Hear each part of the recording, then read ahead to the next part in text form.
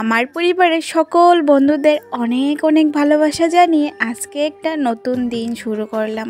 ত্রিপুরা আগরতলার ছোট্ট একটা গ্রাম থেকে আমি মৌ তোমাদের সবাইকে অনেক অনেক ভালোবাসা জানাই আমার এই ছোট্ট পরিবারে। আশা করি যে যেখান থেকে ভিডিওটা দেখছো সবাই ভালো আছো, সুস্থ আছো।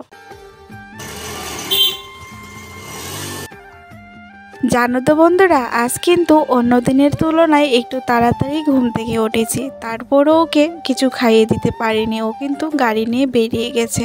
কারণ ওকে অনেকবার করে বলছিলাম যে চা করে দেবো, খাবে? ও না খেতেই চায় না। ওর একটা অভ্যাস, ও সকালবেলা কিছুই খেতে চায় না। সকাল 5টার দিকে বেরোয়, 12টা 1টার দিকে এসে ভাত খায়। কোনো দিন তো 2টা 3টার সময় আসে। এমন নয় যে বাইরে কিছু খায়, বাইরের খাবারও কিন্তু একদমই খায় না। তো তোমাদের সাথে কথা বলতে বলতে আমি কিন্তু পুরো বাড়িতে গোবর জল দিয়ে দিয়েছিলাম তোমাদের দাদা বেরোনোর আগে।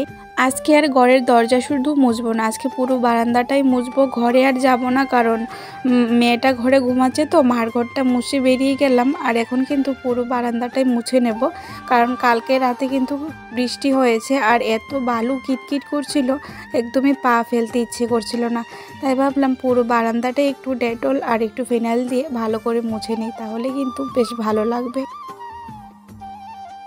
জানো তো বন্ধুরা, আজকে একটু তাড়াতাড়ি ওঠার একটু কারণ আছে, কারণ কালকে রাতে না ভালো করে ঘুম হয়নি আমার। কি বলো তো, একটা মানুষের বেশি কষ্ট থাকলেও দেখবে রাতের বেলা ঠিকঠাক ঘুম হতে যায় না। আর একটু বেশি সুখ হলেও একটু খুশির খবর আসলেও কিন্তু রাতে এক্সাইটেডের জন্য বেশি ঘুম হয় না। রাতে বলো আর দিনে বলো, কখন মনে হবে সেই সময়টা আসবে। তো আমার ক্ষেত্রেও কিন্তু সেরকমটাই হয়েছে। আমি কিন্তু কালকে সারা রাত ঠিকঠাক ঘুমাতে পারিনি। আমি অনেক বড় একটা খুশির খবর পেয়েছি। সত্যি কথা বলতে এটা আমার জন্য অনেক বড় খুশির খবর। বন্ধুরা, তোমরা কিন্তু একদমই টেনশন করো না, তোমাদেরও কিন্তু ভিডিওর মাধ্যমে আস্তে আস্তে জানিয়ে দেব। তো বাসি বাসনগুলি বের করে রান্নাঘরটা ঝাড় দিয়ে চলে আসলাম উঠানটা ঝাড় দিতে। কারণ কি বলো তো, আকাশের অবস্থাটা ভালো না, কারণ যখন তখন কিন্তু বৃষ্টি চলে আসতে পারে। তাই একটু উঠানটা শুকানো আছে, ভাবলাম এখন উঠানটা ঝাড় দিয়ে নেই, না হলে বৃষ্টি আসলে না উঠানটা ভিজে যাবে। আর উঠান ভিজে গেলে কিন্তু অনেক সময় লাগে ঝাড় দিতে আর অনেকটা কষ্ট হয়, ওই যে পাতাগুলি চিপকে লেগে থাকে সেজন্য। তো ভাবলাম যেহেতু বাইরে কাজ করছি, এখন আগে বাসনগুলিও ধুয়ে নিই, তারপর গিয়ে একবারে রান্না বসাবো। আজকে কয়েকদিন ধরে কিন্তু একটু দেরি করেই রান্না বসাই, না হলে কি হয় বলো তো, অন্য সময় তো একদম সকালবেলা ঘুম থেকে উঠেই বাসি কাজ করতে করতেই রান্নাটা বসিয়ে দিই। তো চলো বন্ধুরা, কথা বলা শুরু করলে তো কথা তো আমার শেষ হয় না। এখন বাসনগুলি ধুই আর তোমাদের সুন্দর সুন্দর মিষ্টি মিষ্টি কিছু কমেন্টের উত্তর দিই, তারপর আস্তে আস্তে সমস্ত কথাই তোমাদের সঙ্গে শেয়ার করব। কালকের ভিডিওতে বনদীপা দিদিভাই কমেন্ট করেছে, জানো তো বোন, তোমার ভিডিওগুলি খুব সুন্দর হয়, আমার অনেক ভালো লাগে। আমি কিন্তু তোমার ভিডিও প্রত্যেক দিন দেখি। হ্যাঁ গো দিদিভাই, আমি কিন্তু প্রত্যেক দিন তোমার খুব সুন্দর সুন্দর কমেন্ট পাই।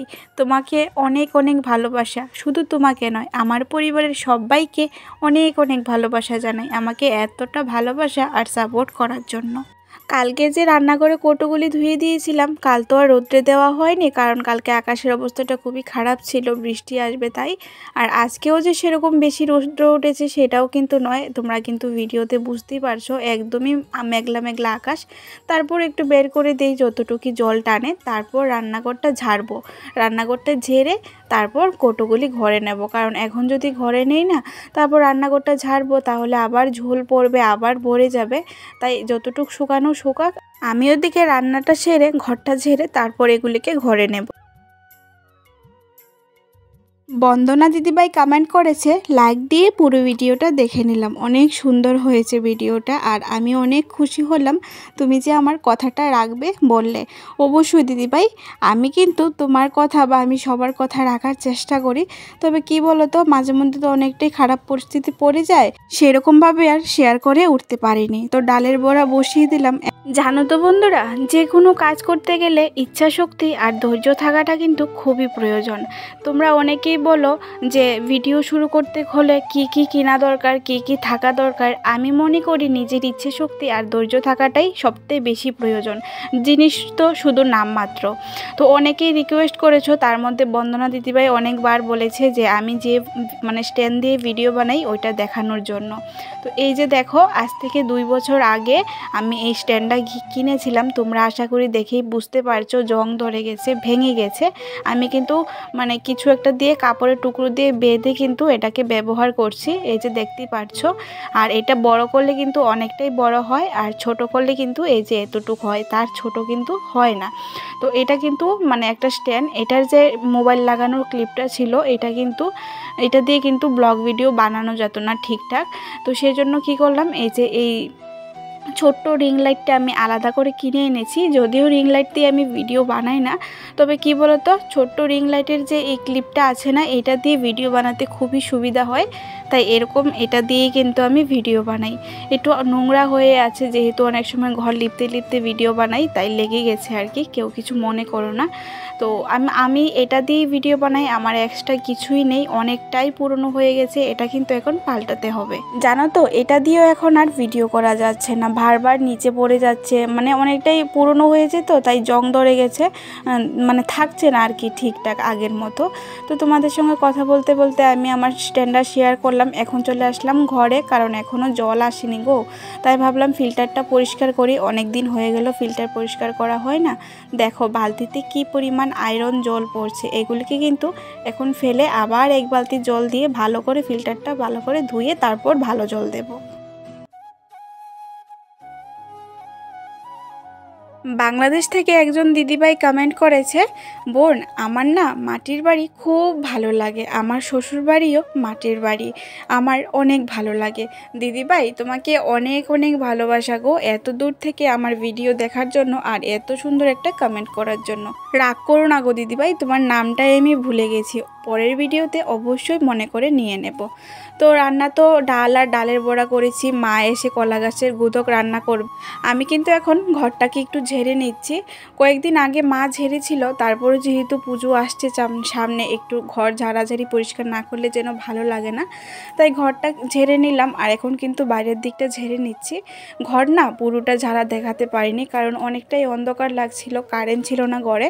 আর আজকে অনেক দিন ধরে কিন্তু ভীষণ কারেন্টের ডিস্টার্ব করে, কারেন্টের অফিসে ফোন করলে খালি বলে মেন লাইনে ডিস্টার্ব, মানে দিনে যে কতবার কারেন্ট যায়, সত্যি কথা বলতে ভীষণ কারেন্টের ডিস্টার্ব করে। তো দেখো আমি কিন্তু ঘর ঝেড়ে নিয়েছি, আর এখন কিন্তু জল চলে এসেছে, ভালোই হয়েছে, ফিল্টারটা আগেই পরিষ্কার করে নিয়েছি, এখন কিন্তু এই ভালো জলটা নিয়ে রাখতে পারবো। গিনিশালা রান্নাঘর ব্লগ চ্যানেল থেকে রূপা দিদিভাই কমেন্ট করেছে, ঠিকই বলেছো বোন, সংসারে যত চুপ থাকবে ততই কিন্তু ঝামেলা কম হবে। হ্যাঁ গো বন্ধুরা, আমরা যারা বাড়ির বউ হয়েছি তারা কিন্তু অনেকেই জানে যে চুপ করে থাকাটা কতটা সংসারের জন্য শান্তিপূর্ণ। তো যাকে বাদ দাও, এ নিয়ে আমি কালকে অনেক কথা বলেছি, আজকে কিছুই বলতে চাই না। তোমাকে অনেক অনেক ভালোবাসা আমার পাশে এভাবে থাকার জন্য, আর আমিও কিন্তু সবার পাশে থাকার চেষ্টা করব। এগুলি কি তা আশা করি তোমরা সবাই জানো, এগুলি হলো নারিকেলের শলা, এগুলি দিয়ে কিন্তু আমরা গ্রাম বাংলার প্রত্যেকটা বাড়িতেই উঠান ঝাড়ু বলো, তারপর বিছানা ঝাড়ার ঝাড়ু বলো, এগুলি দিয়ে কিন্তু আমরা বানাই। তো এগুলিকে এখন একটু রোদ্রে দিয়ে ভালো করে ঝেড়ে নিলাম, অনেক দিন ধরে তো এক কোণে পড়েছিল, মাকড়সার ঝোল হয়ে গিয়েছিল। তো এখন এগুলিকে মা এক বাড়িতে দিয়ে আসবে, খুব সুন্দর করে ঝাড়ু বানাতে পারে জানো তো কাকিমণিটা।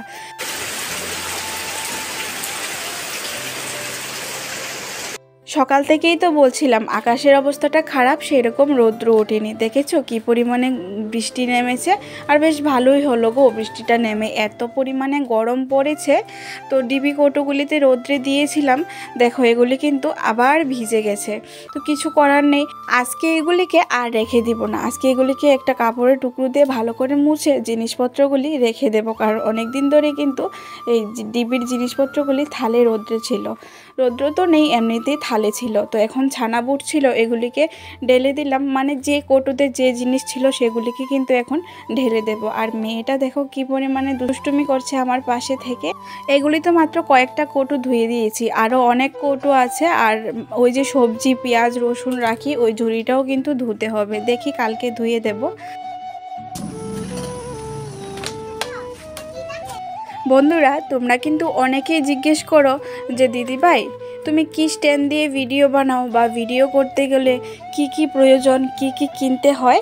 তো আমি মনে করি কি বলো তো, যে কোনো কাজ, শুধু ভিডিও নয়, যে কোনো কাজ করতে গেলে আগে নিজের ধৈর্য শক্তি আর নিজের ইচ্ছা শক্তিটা থাকাটা খুবই প্রয়োজন।